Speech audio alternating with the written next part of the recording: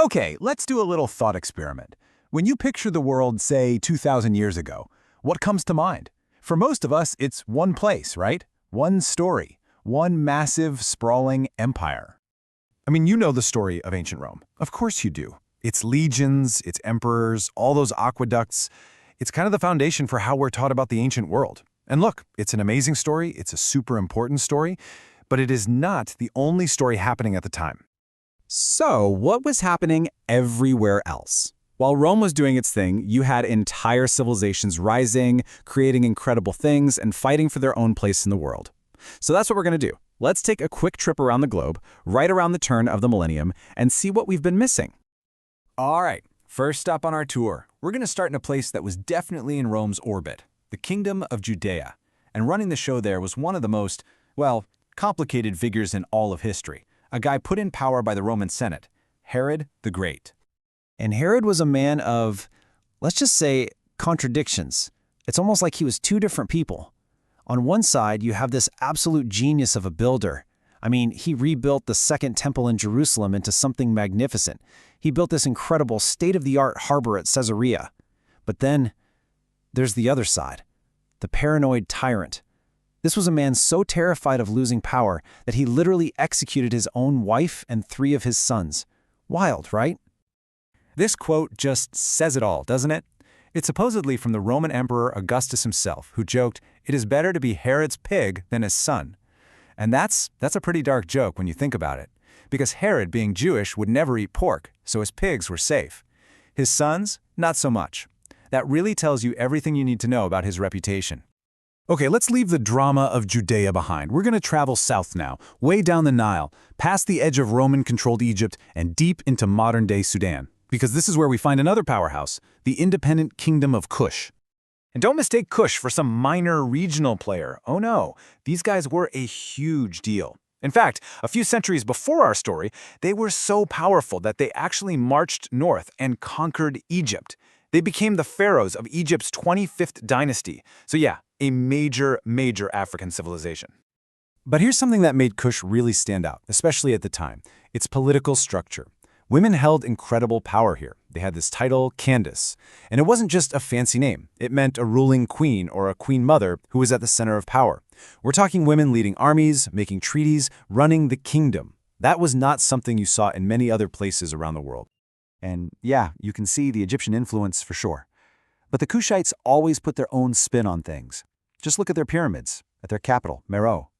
They're totally different from the ones at Giza, right? Way steeper, more narrow, and there are a lot more of them.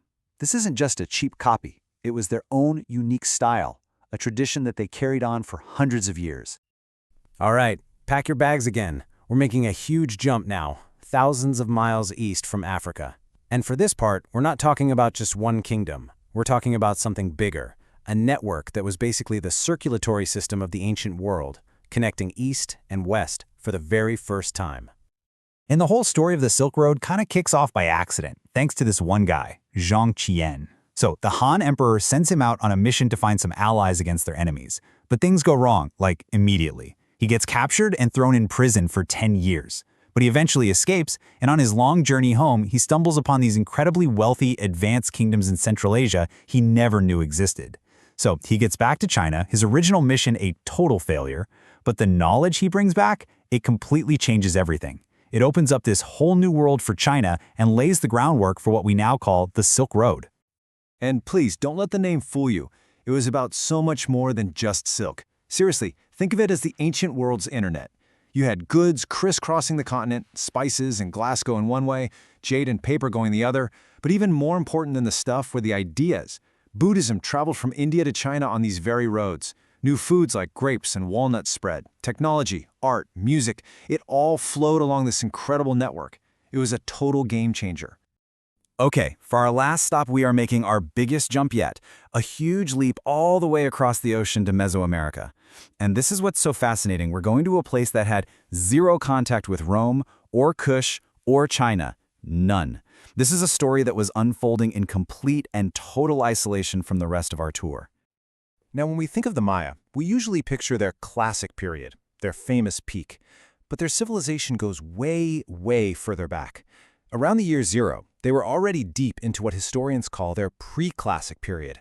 I mean, for 2,000 years before this, they had been growing from simple villages into these massive cities with huge pyramids and plazas, and they'd even developed one of the most complex writing systems in the ancient world. But this is maybe the most mind-blowing part. All on their own, with no help or influence from anyone in Europe, Asia, or Africa, Maya mathematicians came up with the concept of zero. Think about that. That is a massive intellectual leap. It's the idea that lets you do complex math.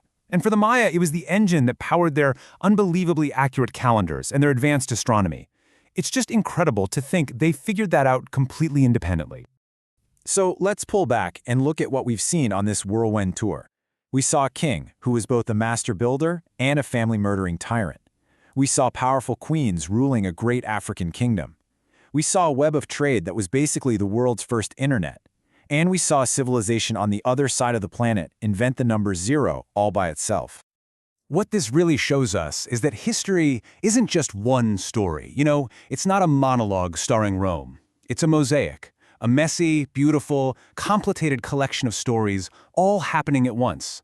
Every corner of the globe had its own innovators, its own leaders, its own heroes and villains, all building their own worlds.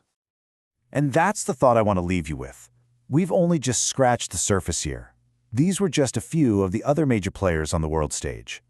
So if all of this was going on, it makes you wonder, doesn't it? What other incredible stories, what other lost histories and forgotten kingdoms are still out there, just waiting for us to find them?